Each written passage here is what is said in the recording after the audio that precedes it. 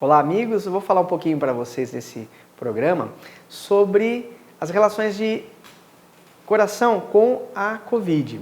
Então, a Covid veio com um advento bastante diferente para nós, porque no primeiro momento, além da doença ter toda a sua gravidade, muitas vezes com pacientes que tiveram suas necessidades de internação, de suporte à vida, inclusive com intubação ou outras medidas, nós temos o quadro, de que o paciente tem a resolução do quadro principal e eles evoluem muitas vezes com uma sobrevida, com uma qualidade de vida relativamente boa, porém, eles podem ter alguma sequela imediata dessa Covid a nível de território cardíaco ou muitas vezes quando nós estamos diagnosticando agora nesse período já a posterior das pessoas que tiveram a doença há alguns meses ou até mais de ano, nós estamos detectando sequelas imunológicas que passam a agredir o território cardíaco.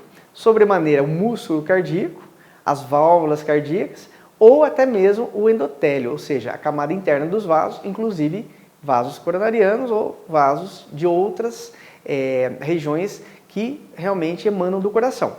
Então, a partir daí, nós temos que estar atentos que essas pacientes podem desenvolver cardiopatias secundárias a essa doença.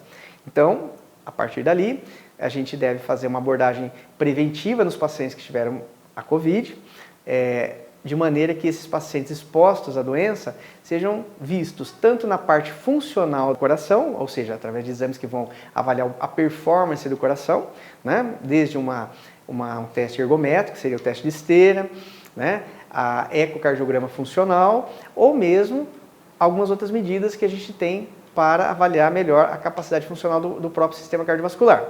E também a estrutura. Então, aí eu falei do ecocardiograma propriamente dito também, que avalia a estrutura cardíaca como um todo, tanto na fase que você observa o músculo, as válvulas, inclusive as capacidades de bombeamento que esse coração está exercendo no momento, ou seja, é um exame dinâmico.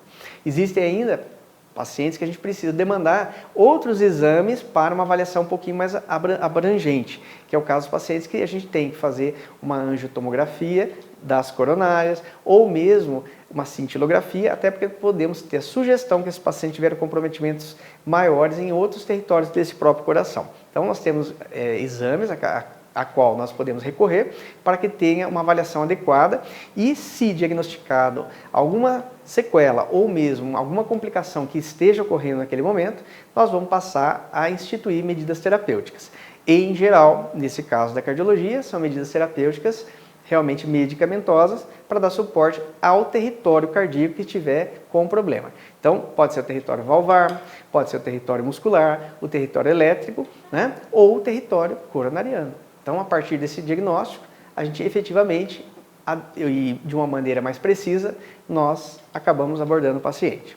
Então, ver que essa situação está entre nós a partir do momento do surgimento da Covid, nós temos que estar realmente elencando aí para os profissionais da área médica, da área de cardiologia sobremaneira, e também os outros profissionais de outras áreas que acabam, porventura, realmente atendendo pacientes desse tipo e que acabam muitas vezes por uma queixa vaga, muitas vezes acabam elencando que realmente a queixa tinha a ver com a área cardiológica.